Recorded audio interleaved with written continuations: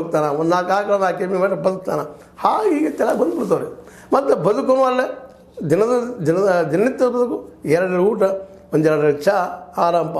ಅದು ಕುಡಿಯೋಕೆ ಕಲ್ತಿದ್ರೆ ಒಂದು ಪೆಗ್ಗು 2 ಪೆಗ್ಗು ಹೊಡೆಯೋದು ದುಡ್ಡು ಸಿಕ್ಕರೆ ಸಾಕು ಅನ್ನೋಂಥ ಸಮಾಧಾನ ಪ್ರವೃತ್ತಿಯಲ್ಲಿ ಇರೋದರಿಂದಾಗೆ, ಸಂತೃಪ್ತ ಪ್ರವೃತ್ತಿ ಇರೋದರಿಂದಾಗೆ ಅದು ಸಿಕ್ತಂದ್ರೆ ವಿಶೇಷ ಹೊಸ ಸಾಹಸ ಮಾಡಲಿಕ್ಕೆ ಹೋಗೋದಿಲ್ಲ. ವಿಶೇಷ ನಮ್ಮ ಇಂಡಿಯಾದಲ್ಲಿ ನೋಡಿರಿ, ಒಂದು ಸೂಕ್ಷ್ಮವಾಗಿ ಅಭ್ಯಾಸ ಮಾಡಿ ನೋಡಿದ್ರೆ ನಮ್ಮಲ್ಲಿ ಯಾಕಪ್ಪ ವಿಜ್ಞಾನಿಗಳು ಮತ್ತು ತತ್ವಜ್ಞಾನಿ ಸಾಕಷ್ಟು ಸುಡ್ತಾರೆ, ಇಲ್ಲ ಅಂತಲ್ಲ. ಕಾಟಿಗಳು ತತ್ವ ಹೇಳುವಂಥ ಮಾಡುವಂಥ ತತ್ವ ಪದಗಳು ನಮಗೆ ಕಡಿಮೆ ಇಲ್ಲ. ಆದರೆ ವಿಜ್ಞಾನಿಗಳು ನಮ್ಮಲ್ಲಿ ಯಾಕೆ ಹುಡ್ತಾ ಇಲ್ಲ ಅನ್ನೋದಕ್ಕೆ ಈ ಶಿಕ್ಷಣ ಕಾರಣ ಅದು. ಯಾಕಂದ್ರೆ ತೃಪ್ತಿಪ ನಾವು ಸಾಕಿನ ಹೆಚ್ಚಿಗೆ ಬೇಕಾಗಿಲ್ಲ ಅನ್ನುವಂಥ ಮನೋವೃತ್ತಿ ಬಂದುಬಿಡ್ತದೆ. ಯಾಕಂದ್ರೆ ಮತ್ತೊಂದು ಮಾಡಲಿಕ್ಕೆ ಅವರು ಜ್ಞಾನ ಇರುವುದಿಲ್ಲ. ಜ್ಞಾನ ಇಲ್ಲ ಅಂದ ತಕ್ಷಣ ಹೊಸ ಸಾಹಸ ಮಾಡೋದಿಲ್ಲ. ಜ್ಞಾನ ಅಂದ್ರೆ ವಿಜ್ಞಾನ ಕಡಿಮೆ ಆಗ್ತದೆ. ಈಗ ನೋಡಿರಿ, ಈ ಒಂದು ಹೋಬಳಿ, ದೊಡ್ಡ ಹೋಬಳಿ ಇದೆ ನಮ್ಮ ಕೌಸಲಿಗೆ.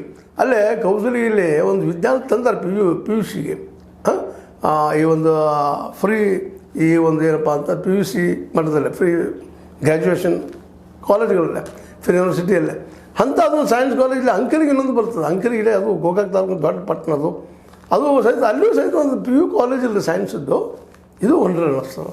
ಸೈನ್ಸ್ ಏನೋ ಕರೆ PUC ಆರ್ಟ್ಸ್ ಮತ್ತು ಕಾಮರ್ಸ್ ಅದ, ಅಲ್ಲಿ ಸೈನ್ಸ್ಗೆಲ್ಲ. ಸೈನ್ಸ್ ಕಲಿಬೇಕಾದ್ರೆ ಪಾಶ್ಚಾತ್ಯಕ್ಕೆ ಹೋಗ್ಬೇಕು, ಅಥವಾ ಮತ್ತೊಂದು ಊರಿಗೆ ಹೋಗ್ಬೇಕು, ಅಥವಾ ಗೋಕಾಕ್ ಬರಬೇಕು, ಅಥವಾ ಬೆಳಗಾವಿ ಹೋಗ್ಬೇಕು, ಇನ್ನೊಂದು ಕಡೆ ಹೋಗ್ಬೇಕು. ಅಲ್ಲಿಂದ ಒಂದು ದೊಡ್ಡ ಸಮಸ್ಯೆ ಅದ. ಹೀಗಾಗಿ ಅಂಕಲಿಗೆ ಮತ್ತು ಈ ಒಂದು ನಮ್ಮ ಕೌಸಲಿಗೆ ಇಂತಹ ಒಂದು ಪಟ್ಟಣ ಪಂಚಾಯತಿ ಬಂದಂಥ ಈ ಸ್ಥಳಗಳಲ್ಲೇ ನಮ್ಮಲ್ಲಿ PUC ಕಾಲೇಜ್ ಅದು ಸೈನ್ಸ್ಗಳು ಬರಬೇಕು.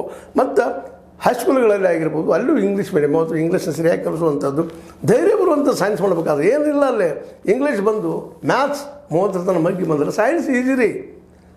ಇಂಗ್ಲೀಷ್ ಬರಬೇಕು, ಎಷ್ಟೋ ಒಂದು 20 ಲೈನ್ SLC ಆಗೋದ್ರೊಳಗೆ ಯಾವುದೇ ವಿಷಯ ಕೊಟ್ಟರು ಬರೀಲಿಕ್ಕೆ ಬರಬೇಕು.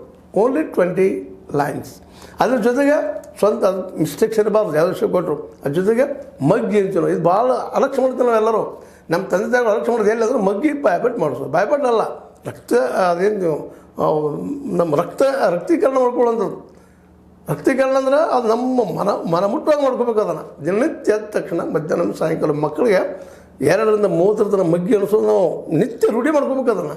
ಅದು ಮಾಡಿದ್ರೆ ಸೈನ್ಸ್ ಕಡೆ ಮನಸ್ಸು ಹೋಗ್ತದೆ. ಯಾಕಂದರೆ ನಿಮಗೆ ಫಿಸಿಕ್ಸ್ ತಿಳಿಬೇಕಾಗಿತ್ತು, ಕೆಮಿಸ್ಟ್ರಿ ತಿಳಿಬೇಕಾಗಿತ್ತು, ಅವೆರಡೂ ತಿಳಿಬೇಕಾಗಿದ್ದರೆ ಮ್ಯಾಥ್ಸ್ ಬೇಕಾಗಬೇಕು. ಮ್ಯಾಥ್ಸ್ ಬರಲಿಲ್ಲ ಅಂದ್ರೆ ಅವ್ರು ತಿಳಿಯೋದಿಲ್ಲ. ಹೀಗಾಗಿ ಸೈನ್ಸ್ಗಳು ಹೋಗ್ಬೇಕಂತ ಯಾರಿಗೂ ಇಚ್ಛೆ ಆಗೋದಿಲ್ಲ.